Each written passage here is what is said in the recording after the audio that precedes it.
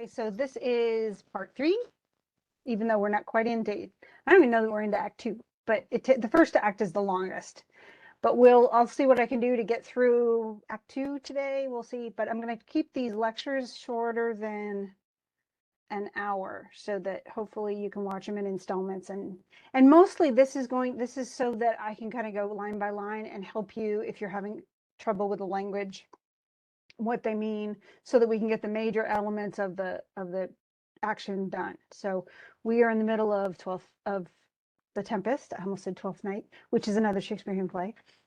So they were just having an altercation. Essentially, Prospero had just found Ferdinand, the son of Alonso, the king of Naples, and Ferdinand immediately falls in love with Miranda. Miranda falls in love with him, and Prospero proceeds to try the man, to test him, to see what the nature of his character, because he would love Miranda to fall in love with Ferdinand and marry her and then create some alliance between Milan and Naples, but he's not going to have her fall in love with a jerk. So essentially, at first he disparages Ferdinand. She says, no, I don't care, even if he's not a very attractive man compared to most humans, because she hasn't seen a lot of humans, then I still want, that's who I'm in love with. And he goes, oh, come on, let's go. And he says, he goes, you're just being a child. And so essentially he talks to Ferdinand, and Ferdinand makes it clear that his spirits, as in a dream, are all bound up, and his father's loss, and he feels weak because of the storm and everything. He's lost his friends. And then it says, nor this man's threats, that's Prospero's threats, to whom I am subdued, are but light to me. Might I but through my prison once a day behold dismayed. In other words, all the loss of the dad and his friends and the ship, and being on this island, and even this mean dude who claims he's a spy, none of that matters as long as he can gaze at Miranda once a day. And he says, space enough have I in such a prison. And Prospero gives us an aside going, it works. In other words, Miranda and Ferdinand are in love with each other. Woo! And then tells Ferdinand to come on, thanks Ariel, the fairy, for helping, and tells Ferdinand to follow, and then talks to Ariel and says, I have something else for you to do. And then Miranda talks to Ferdinand and says, be of comfort. My father's of a better nature, sir, than he appears by speech. In other words, he's not normally this mean. This was unwanted, which now came from him. And Prospero was talking to Ariel. Thou shalt be free as mountain winds. Remember, he said 2 days, and then exactly do all points of my command. And Ariel says to the syllable, and that's the end of Act 1. So we just barely missed Act 1, but I did do that in 2 installments, which is really slow. Okay, so Act 2. Now, all they do in a Shakespearean theater is they just leave.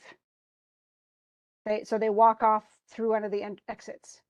And then another group comes on, and that's the king, Alonso, Sebastian, his brother, Antonio, who is Prospero's brother, Gonzalo, the old man who helped him and gave him books and food and water.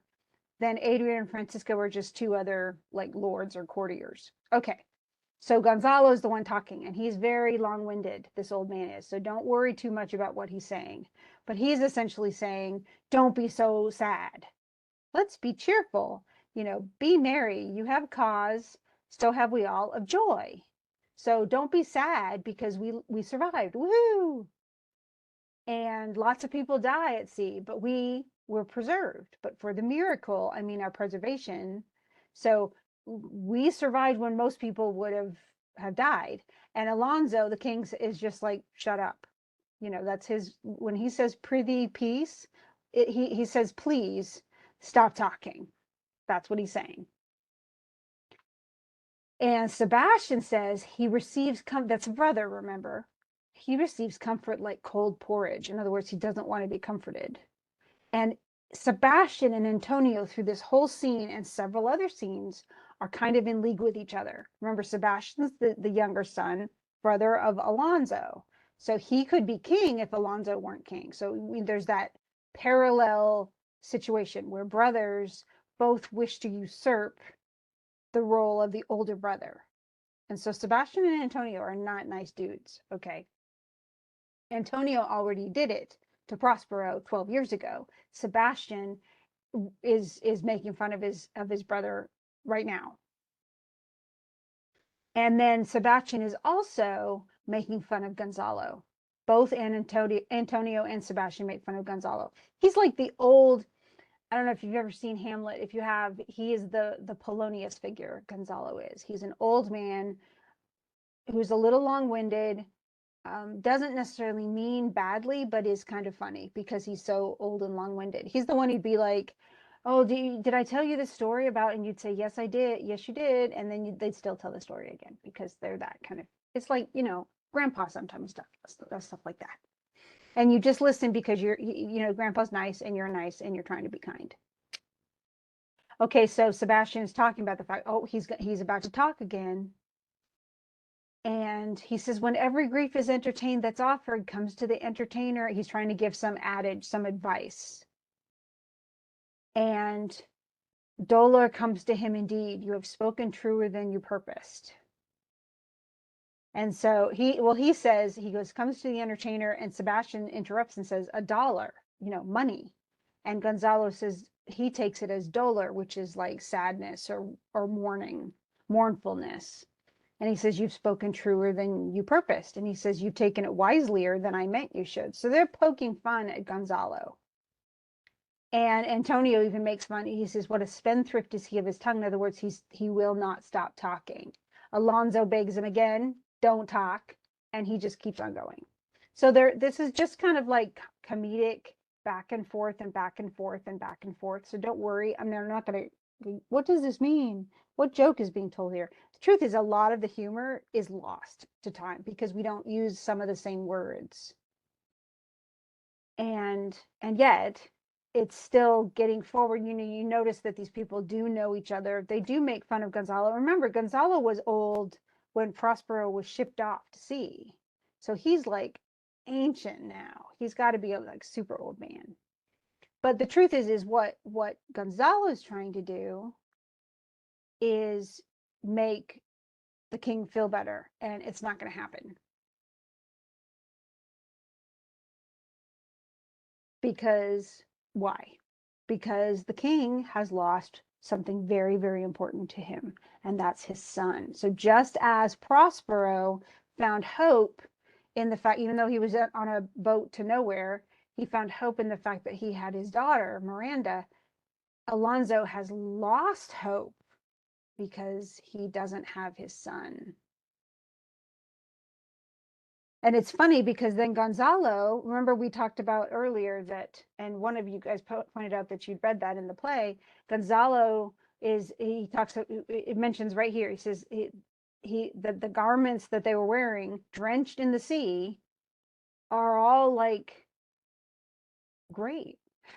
They're new dyed than stained. They look more like they've been just dyed and made. They're brand new garments than that they've been stained with seawater. And so he notices, he's paying attention, I guess, to the fact that this is weird.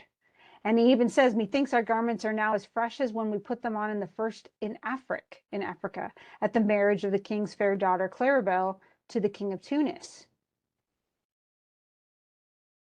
And then the courtiers mostly are just saying how wonderful everything is. They're giving a lot of flattery. So 'twas a sweet marriage, and we prosper well in our return. Tunis was never graced before with such a paragon of their queen. And this is flattery to Alonso, the king. Oh, it was such a good, you picked a great marriage for her, because Claribel did not pick her own husband. Claribel undoubtedly had an arranged marriage so that there could be an alliance between Tunis and Naples.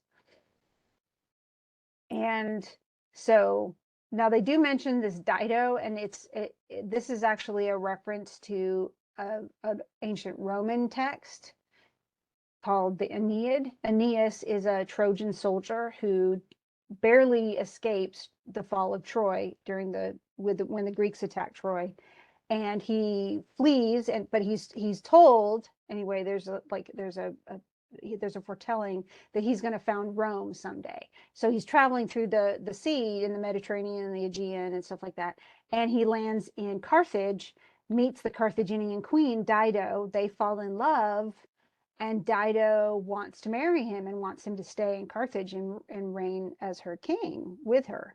And he says, no, I got to go found Rome, gets on a boat, and Dido hangs herself in his sight as he's floating away, and there's nothing he can do, and she's dead. So, so not since widow Dido's time. That's what he's saying. He says there hasn't been such a great marriage since when Dido wanted to marry Aeneas.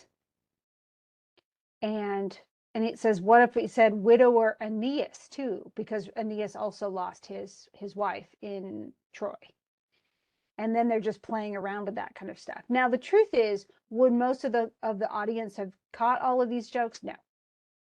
Or all of these references? No. But the learned people, it's kind of like in Disney and in like even SpongeBob, where they have, there's there's entertainment for the kids and the lines that they say and the things that happen, and SpongeBob ripping his pants or whatever. But then there's a level of humor that's above, and it's for adults who are watching it with their kids. It's why I watched SpongeBob when my kids were little, because they only caught the little kid jokes and I caught all the adult jokes, and it was enjoyable. So that's kind of what this is. This is the learned jokes, and then the jokes for just the rabble. And they had a mixture of both. And I'll show you where we get to the lower humor that pretty much the entire audience would have enjoyed. So they're still making fun of Gonzalo though, and essentially, this is really, does it really move everything forward? No, but it's really just, it's just banter. And then Alonso finally loses his temper, because it's kind of like, when people are sitting around griping at each other and it's snark, snark, snark, snark, snark, parents eventually go, stop talking. Well, this is what happens. Alonso says, you cram these words into mine ears against the stomach of my sense. And all this flattery about my daughter's wedding is awful, because if I I had never married my daughter there, because coming from the wedding to go home, I lost my son. Here we had a shipwreck, and now I've lost my son. And I will never see her again because we've lost our ship. I will never see my son again. I will never see it. Why would I be happy about any of this? So yes, I didn't drown. What's strange, he even says, oh, thou mine heir of Naples and Milan.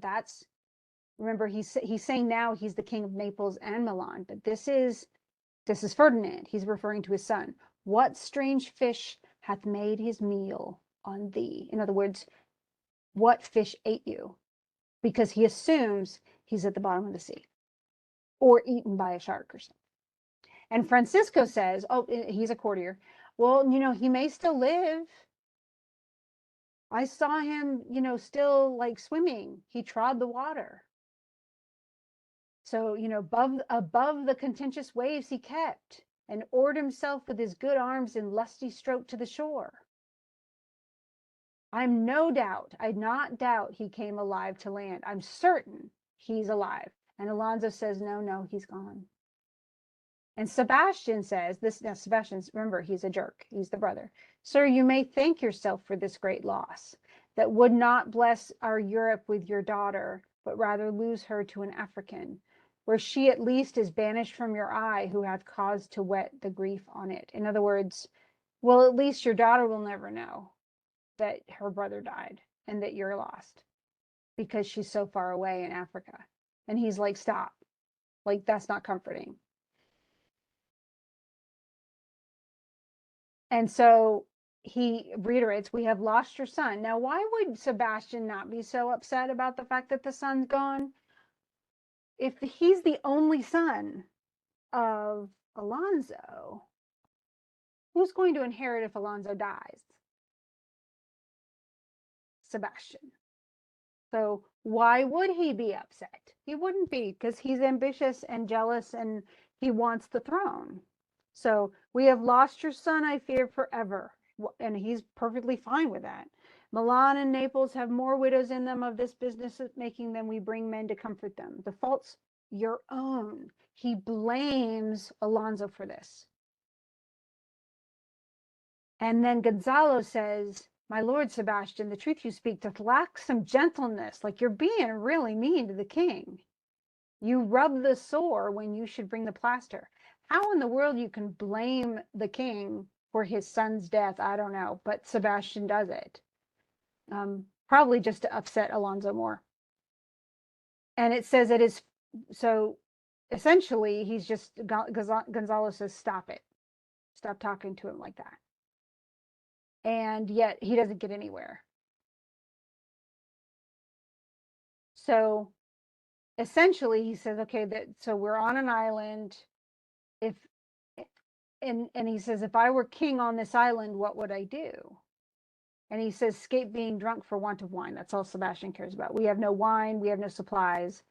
And he goes, well, I'm a king though, so think about this. There's none of these normal things. But it's at the same time, there's none of the stuff, like all of the complexities of court. They don't have to worry about all of, the use of service done, contract, succession, born, bound of land, all this other blah, blah, blah. And he says, you don't have to worry. He says, and women too, but innocent and pure, no sovereignty. And then Sebastian says, yet he would be king on it, which is, he says no sovereignty, and yet he had prefaced it by saying he was, if I were king of this island. And Gonzalo essentially tries to describe this kind of utopia.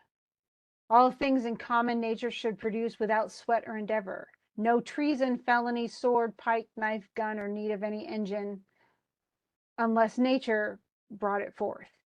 So essentially everything is this natural world, and everything in its abundance would feed my innocent people. And Sebastian says, no marrying among his subjects. And Antonio says, none, all idle. So they don't get married, they just sleep with each other, whores and knaves. So they're joking again about it. And then they start mocking him as if he's king. And then Alonso is still mad. Prithee, no more, dost talk nothing to me. Thou dost talk nothing to me. So nothing you're saying means anything, and you need to stop talking. Now, Gonzalo is really trying to help, but he really is long-winded. And so, and he keeps getting insulted. He is an old guy. And so it's, it is kind of sad, but he's trying to be kind about it. He's not getting angry, unlike Sebastian and Antonio. And everything would just probably the banter would continue, except here finally comes Ariel. And probably by then the audience is like, yay, something's happening. And so they're playing music. And Gonzalo starts to feel sleepy. He says, will you lock me asleep, for I'm very heavy? And Antonio says, go sleep and hear us. Everyone falls asleep except Alonso, Sebastian, and Antonio. So the king's brother, and then the Duke, the usurped Duke of Milan. And Alonso's looking around like, why do they all fall asleep? And then he says, I wish mine eyes would with themselves shut up my thoughts. I find they are inclined to do so. So he's feeling sleepy. He notices everybody else sleeping first, and then he falls asleep. And he actually does right there. Alonso sleeps, exit Ariel. So Ariel makes everyone except for Sebastian and Antonio, the two bad guys, fall asleep. And they're just going to act like they're going to guard. They even say, well, we will guard your person while you take your rest and watch your safety. Now, I wouldn't trust him with a 10-foot pole, but can't really help it because he's sleepy. And Sebastian and Antonio starts talking about the fact that they're not falling asleep. I find not myself disposed to sleep. And he goes, no, my spirits are nimble. And they all just fell asleep. All of a sudden, pop, pop, pop, pop. They're all dropping like flies. And he says, the occasion speaks thee, and my strong imagination sees a crown dropping upon thy head. So as soon as they all fall asleep, Antonio looks at Sebastian and says, you know, this would be a really good chance for you to become king. He says, this is really weird. They're all asleep, and yet they act like they're not. And he says, and then Antonio is actually pushing Sebastian to do the deed. And that's to kill Alonso, his own brother, while he's sleeping. Now, this is all nefarious. It does happen a lot in Shakespeare. Hamlet, his dad was killed by his Hamlet's uncle, his own brother, and then his brother married the king's wife. It's just, it's really awful. But Antonio says, look, I'm serious. You must be so too. If you must be so too, heed me. So let's do this.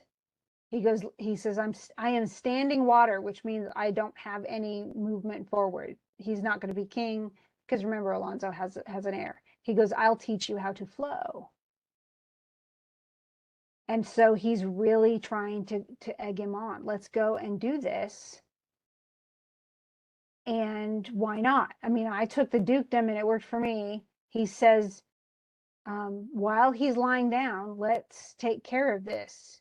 The king, his son's alive. 'Tis as impossible that he's undrowned, and he that sleeps here swims. So in other words, he's saying, the king's son is gone. And Sebastian agrees. I have no hope that he's undrowned. He goes, okay. But with that no hope means you have great hope. In other words, to become king.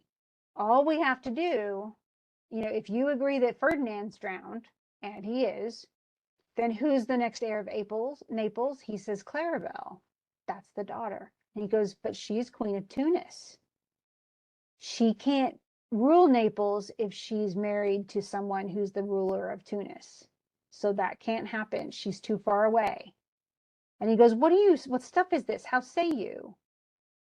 But she's, you know, she is Queen of Tunis, but she's also heir of Naples. And he goes, well, how is she going to actually get back? She's not. So we need to take care of this, because you need to look for your advancement. Do you understand me? He says, I do. And how does your content tender your own good fortune? Like, are you ready to do this? And he goes, I remember you supplanted your brother Prospero. So Sebastian remembers this. And he says, and look how well my garments sit on me, much feeder than before. My brother's servants were then my fellows. Now they are my men. And Sebastian says, but for your conscience, what about how, you know, your conscience about this? Do you feel regret or shame or any of that? And Antonio says, he goes, why would, you know, what's the point of that? Why have a conscience? He goes, I feel not this conscience in my bosom. He goes, 20 consciences that stood betwixt me and Milan, candied be they and melt ere they molest. Nothing will get in my way because of my ambition.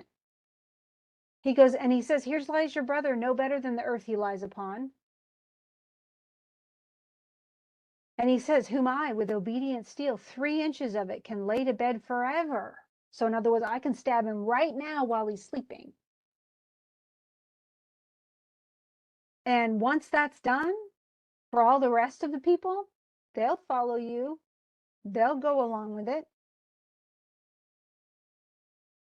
And Sebastian says, okay, that's it. Your case, what you did to your brother will be my precedent to my brother. As thou gotst Milan, I'll come by Naples. Draw thy sword. So they draw their swords. And Ariel comes in, invisible, and he says, my master through his art foresees the danger that you, his friend, are in, and sends me forth, for else his project dies to keep him living. So if Antonio and Sebastian kill Alonso, then Prospero is never going to get what he wants. It's gonna ruin everything. And so he sings in Gonzalo, the old man's ear, while you are snoring, there's conspiracy And if of life you keep a care, shake off slumber and beware. And so Antonio and well, Sebastian and Antonio we're talking like, okay, let's do it. And then Gonzago wakes up and says, "Good angels, preserve the king." And everybody wakes up. And Alonso says, "What's going on?" He goes, and he looks at his brother and Antonio and says, "Why are you standing there with your swords drawn? Why do you look so weird?" And Gonzalo's like, "What's the matter?" And he goes, and Sebastian just makes it up. He goes, "We heard all this bellowing all of a sudden, and like bulls, or rather lions. Did it not wake you? It struck my ear most terribly." Alonso's like, "Dad, I didn't hear anything." And Antonio goes with it. He goes, "Yeah, it was horrible. A big monster, like din to fright a monster's ear to make an earthquake. It was the roar of a whole herd of lions." And Alonso's like, "Did you hear it?" To Gonzalo. And he goes, "Nah, I heard a humming, and a strange one too." Because remember, Ariel talked to Gonzalo and woke him up. And so, but he saved Gonzalo at least, and Alonso, whom more than likely Sebastian and Antonio would have killed. And then Ariel says, "Prospero, my lord, shall know what I have done." So King goes safely on to seek thy son. So eventually, he wants to keep everybody alive, but he will eventually unite them. But first, he's doing other stuff. Now here's Caliban, and he is mad. This is the comic relief part, because after he's sitting there complaining, and he all the stuff that pinches him because of Prospero's magic, and how it hurts, and he's just all mad about it. And so he says, I have to hide. Sometimes they do all this stuff, so I'm gonna go ahead and and he sees a person, and he's like, "Oh no, there's one of those spirits." He thinks Trinculo, who's actually he's from the ship, but he's like a lower class. He's a servant. And Trinculo walks in, he goes, "Oh no, there's another spirit, and he's going to torment me." And so he actually covers himself. He lays on the ground and lays flat, and then covers himself with his like cloak or whatever. Depends on what he's wearing. But he tries to pretend he's the ground. So he's hiding like a 2-year-old would hide. And Trinculo says, he goes, "There's no bush or shrub or anything, and there's another storm brewing. Like there's no shelter for me. I hear it sing in the wind," and he's worried. He goes, looks like a foul bombard that would shed his liquor. If it should thunder as it did before." So he's scared of the storm. A lot of people are scared of lightning and thunder. He goes, "I don't know where I'm going to hide my head." He says, "But it's going to storm." He goes, and then he sees the thing on the ground, Caliban, covered with something, whatever it is. And he goes, "What do we have here? What do we have here? A man or a fish, dead or alive?" And then he smells him. He goes, "A fish." He smells like a fish, a very ancient and fish-like smell. So because he stinks, Caliban's stinky. And then he keeps on going, but he's like, he essentially is like, "Is this a beast? There would this monster make a man?" Any strange, so he's like sort of man-like. So I don't know what this thing is. He says it's legged like a man, and his fins like arms.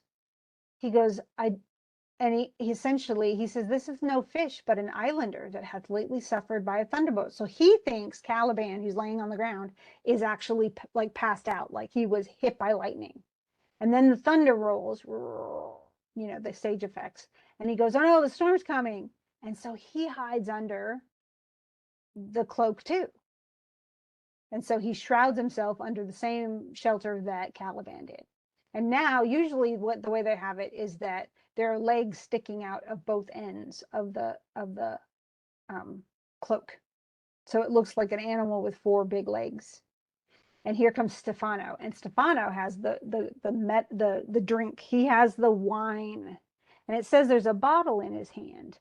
And the truth is, most of them, would make. I've seen it staged where they have like a big leather pouch with wine in it. I've seen it where they actually have bottles that they are supposedly drinking from. And he's drunk. And because he found he landed on the ground, on the land, and so did the alcohol. So he found it, and he's been drinking since. And soon they'll all be drinking. So this is the funny stuff that everybody thinks is hilarious. And he drinks, and he's singing a funeral song, and then he's like, no, that's really sad, but here's to my comfort. And then he drinks, and he sings some more. But then he comes upon this thing. So, and he's singing really bad. Okay. It's really bad. He even says, this is the scurvy tune too, but here's my comfort, drinks. So he's supposed to be a terrible singer. And then Caliban says, do not torment me. Oh, and we can't tell. And it's up to the director, but it could be because there's another, he knows there's somebody else in there with him, like Stefano. I mean, not Stefano, Trinculo. And so Trinculo's in under his cloak too. And he's like scared that the fairy is like attacking him. And then Stefano is just trying to figure out what in the world is that on the ground. Because essentially he's like, okay, this is weird because as proper a man as ever went on 4 legs can not make him give ground. And so it's like, whoa, this is weird. There are 4 legs sticking out of this thing. And the Caliban thinks that Trinculo is tormenting him again. And he goes, this is some monster of the Isle with 4 legs. And so all of the audience would have thought it was just hilarious that, he thinks that it's actually a creature when it's 2 people put together, But I'll give him some relief. And he gives him some alcohol. And so he will taste he even says, he'll taste of my bottle. And if he's never drunk wine before, then he'll be okay. It will help him. It will keep him tame. And Caliban actually does respond well to the alcohol. He even, they feed him, he feeds him some, and Trinculo recognizes Stefano's voice, but he's drowned and these are devils. Oh, defend me. And then Stefano says, wow, there's 4 legs and 2 voices. So it has 2 heads, 4 legs. This monster is just very weird. If all the wine in my bottle will recover him, I will help him his ague, his sickness. And he says, I will pour some in the other mouth. So he goes to the other end of the blanket or cloak and pulls it up and then feeds Trinculo. And Trinculo goes, Stefano. And Stefano's kind of freaked out by that this monster's other head knows him. And Trinculo, and he even says, he goes, I will leave him. That's the monster. I have no long spoon. And the saying goes, even back in Shakespeare's time, that if you sup with the devil, you need a long spoon. And so he doesn't have a long spoon. So he's not gonna give alcohol to the devil. And then Trinculo actually climbs out. He says, Stefano, if you be a Stefano, touch me and speak to me. I'm Trinculo, the good friend Trinculo. And so they're actual besties up on, who are on the ship. And then of course, once he does that, and Trinculo explains, well, I climbed under that because I thought that the creature was killed by a thunderstroke. And then he's like, but you're not drowned. I thought you drowned too. Remember, everybody thinks everybody else is dead. And, Trinculo gets all happy and actually spins him around, it looks like. And Stefano says, prithee, do not turn me about. My stomach is not constant. In other words, I've been drinking a lot. And so if you spin me around, I'm going to toss it.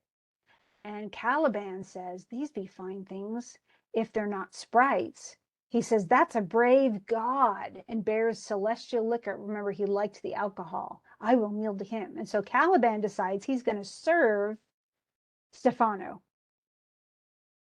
He's going to, he sees Stefano as a god, and he's going to be his subject because the liquor is not earthly, it's spectacular, which suggests too, Prospero and Miranda have not been drinking. So,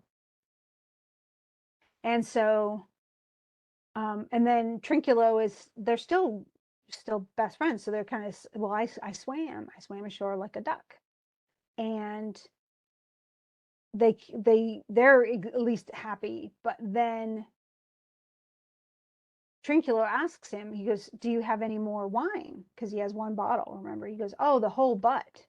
Man, my cellar is in a rock by the seaside where my wine is hid. And so he's saying, I got tons of it. And Caliban says, hast thou not dropped from heaven? And he's like, out of the moon, sure. And he says, I've seen thee in her. Remember, this is the man in the moon, and I do adore thee. So he thinks he's a god. And he goes, sure. He essentially says, I'll show you all the other evidence later. But really, all he's going to do is get Caliban drunk. And so Caliban agrees. He says, I'll show thee every fertile inch of the island, and I will kiss thy foot. I prithee, be my god. And Trincula's like, okay, this is really weird. But um, he says, when the god's asleep, he'll rob his bottle. Like, he's only in it for the alcohol. And Stefano says, okay, you can serve me. And he kisses his foot. And Trinculo is just like, oh my gosh, he's just already in drink. And remember, Caliban hasn't had any alcohol. So now he's already getting pretty sloshed just off of the wine he's had. And so essentially they're going to make an alliance, but it's not a very good alliance, nor is it a very effective one. But he's essentially, Caliban sees Stefano as the hope. He's going to use Stefano, who he sees as a god, to overthrow Prospero. Because remember, Caliban wants his island back. And so they actually sing a song called Caliban, Caliban does. And Stefano's like, lead the way. And eventually they're going to go all the way to Prospero. And this is Act 3 now. Ta-da! So let's see what we can get through, because we still have, I guess it's about 40 minutes long.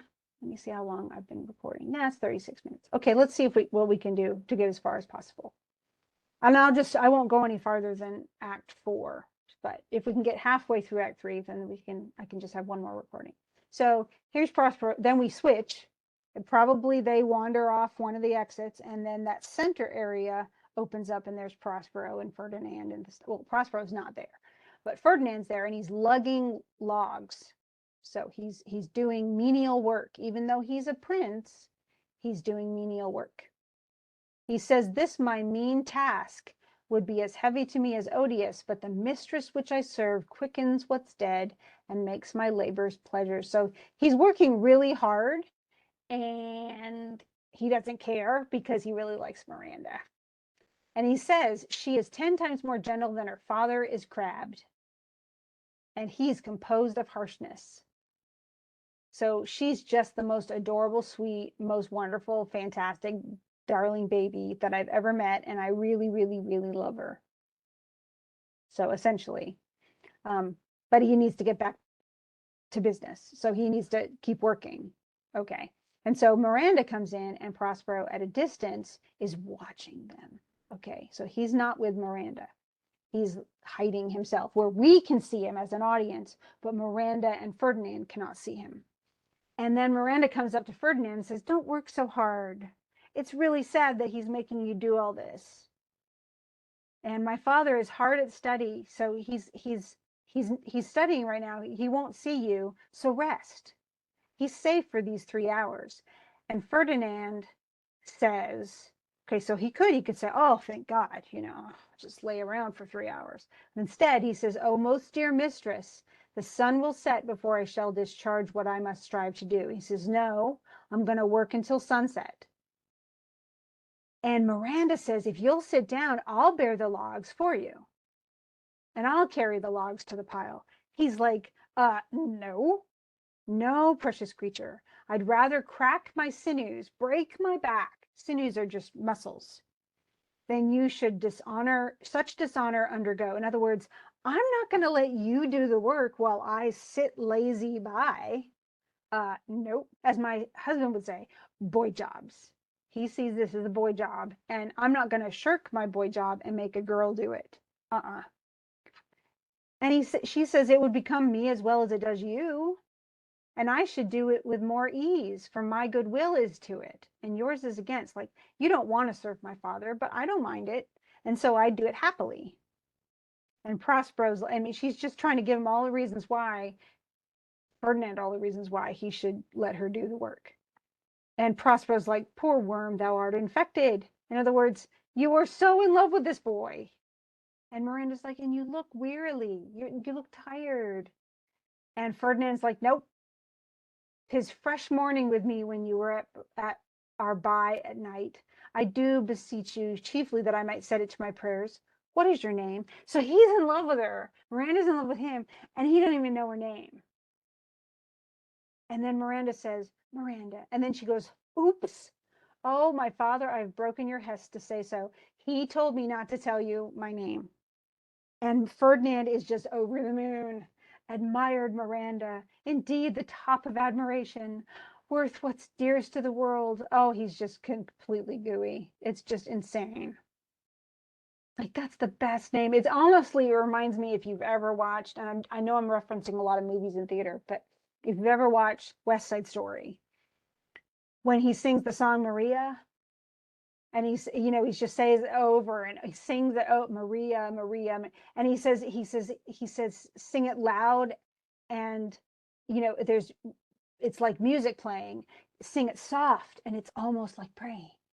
So he just plays on he's with Miranda. Oh, she's just so wonderful.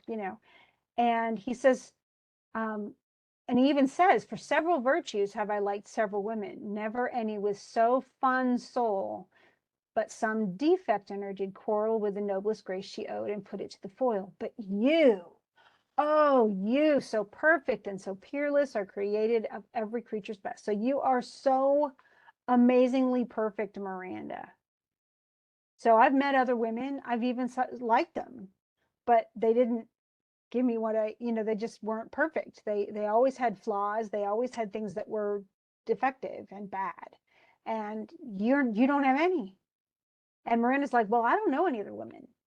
I don't remember any woman's face. All I've ever seen is my own. So I don't know how I don't know whether I'm worth anything, but if I could give myself to anybody, but by my modesty, the jewel in my dower, I would not wish any companion in the world but you. You're just perfect to me. And he says, I'm a prince, Miranda. And of course, if his dad's dead, I do think a king. I would not so. In other words, I wish my dad weren't dead. And so as a prince, I would no more endure this wooden slavery than to suffer the flesh fly below my mouth. So in other words, wouldn't normally suffer this. But hear my soul speak. The very instant that I saw you, did my heart fly to your service, and there resides in your heart. My heart went to you to make me slave to it. And for your sake, I am to this patient log man. And Miranda says, do you love me? And he's like, absolutely. I so love you. Beyond all limit of what else of the world do love, prize, and honor you. And she cries, I'm a fool to weep at what I am glad of. And Prosper's like, oh, that's so sweet. And Ferdinand's like, why are you crying? Wherefore weep you? And she goes, I'm unworthy because I don't have I'm not your equal. And so, essentially she says, I don't match up to what you are, but I am your wife if you'll marry me. If not, I'll die your maid. So I'll serve you as a servant. He already said that he would serve her. And she said, to be your fellow, you may deny me, but I'll be your servant whether you will or no. I'm your devoted servant no matter what. If you love me, marry me. If you don't, and you find that I'm not your equal, I'll still serve you for the rest of my life. So they both are utterly devoted. And he says, my mistress dearest, and I thus humble ever. In other words, I will serve you. And she goes, my husband then? I, with a heart as willing as bondage heir of freedom. Here's my hand. So she asks him to marry her, and he says yes.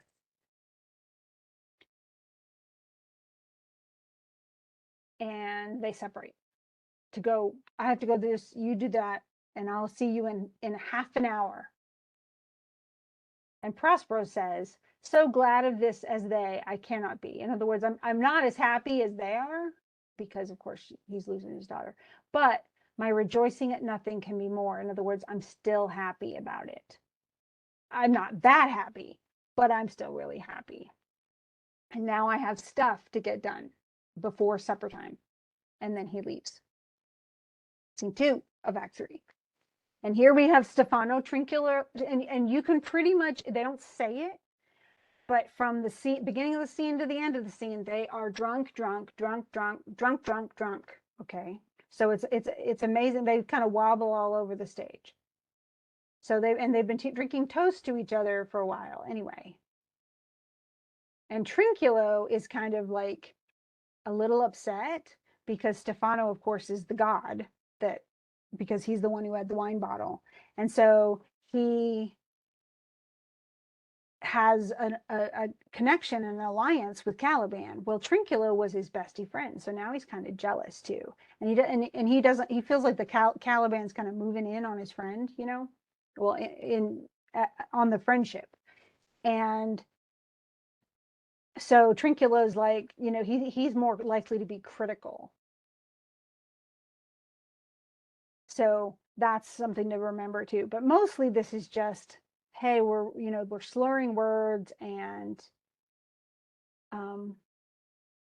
then at one point Trinculo is actually upset too, because Caliban's not worshiping him. And then Caliban says, how does thy honor, let me lick thy shoe. And then he looks at Trinculo and says, I'll not serve him. He's not valiant. And then Trinculo is upset. And so he's like, well, what can you even tell? You're half a fish and half a monster. Remember, he was trying to decide if he was a man or a fish, you know? And then Caliban is like, he mocks me. So now they're suddenly like children. Dad, he's touching me and he's talking about me and he insulted me. And so they're all mad at each other. And Stefano's like, would you just stop? Trinculo, keep a good tongue in your head. The poor monster is my subject, and he shall not suffer indignity. And he's like, I thank my noble lord. Of course, they're still drunk. And then here comes Ariel. And so Caliban is trying to tell him the story. And he goes, I'm subject to a tyrant, a sorcerer, by his cunning have cheated me of my island. And Ariel, remember, is invisible. Only Prospero and Ariel can see Ariel. And Ariel says, thou liest. And Caliban's like, he thinks Trinculo said it. And so he says, thou liest, thou jesting monkey. I would that my valiant master would destroy thee. I do not lie. And Stefano thinks the same thing. He says, Trinculo, stop interrupting. And Trinculo's like, I didn't say anything. And he's like, good, shh. And no more, proceed. And Caliban starts talking. He says, by sorcery he got the isle, and for me he got it. If thy greatness will revenge it on him, then shalt be lord of it, and I'll serve thee. So if you can overthrow Prospero, then you can be king of the island, and I'll serve you instead. And he says, well, how am I supposed to accomplish this? Can you bring me to the man? He goes, yeah. I'll yield him thee asleep. I'll show you where he sleeps. And there thou mayest knock a nail into his head. And Ariel, who's again invisible, says, thou liest, thou canst not. And Caliban thinks, of course, it's Trinculo. And he says, thou scurvy patch, I do beseech thy greatness, give him blows. Like, I'm, dear, and he's talking essentially to Stefano. Can't you just beat up this man? Give him blows and take his bottle from him. When that's gone, he shall drink naught but brine, for I'll not show him where the quick freshes are. In other words, he won't get fresh water from me. And Stefano thinks Trinculo said it too. And he's like, would you just stop? And Trinculo says, why? What did I? Nothing. I'll go farther off. So he wanders off with his bottle of wine. And Stefano said, did you not say he lied? And Ariel says, thou liest. And Stefano says, oh, do I so? Take you that. And he actually beats up Trinculo. He thwacks him on the head. And Trinculo's like, I didn't lie. None of this happened. And Caliban thinks it's hilarious that Stefano beat up Trinculo. And Stefano tells Trinculo, hey, you get even farther away. And then Caliban says, beat him enough. After a little time, I'll beat him too. So you beat him some more, I'll beat him too. But Stefano doesn't go. And so now he's essentially saying, look, I'll show you where he lives, and you can brain him there, as long as you seize his books, his magic books first, and then with a log, batter his skull or punch him with a stake. He imagines all these ways of murdering Prospero, which are all bad. Remember, he and Prospero are on the outs only because he tried to rape Miranda. So he claims too that all of the spirits hate him as rootedly as I, which is not true.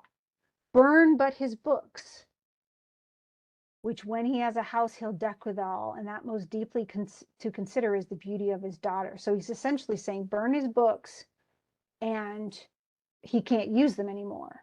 And then there's something inside the house that goes, he says, and that's the beauty of his daughter. He himself calls her a non-periel, so she is gorgeous. I never saw a woman, but only Sycorax, my dam, and she as far surpassed the Sycorax as greatest does the least. In other words, my mom compared to her was hideous. And that's my mom. We're all biased about our moms. And Stefano says, is it so brave a lass? And he says, aye, Lord, like she's gorgeous, and she will become thy bed, I warrant, and bring thee forth brave brood. And Stefano's like, go, I will kill this man. His daughter and I will be king and queen, and Trinculo and themselves should be viceroys. So he's gonna rule the island. And Trinculo's like, great.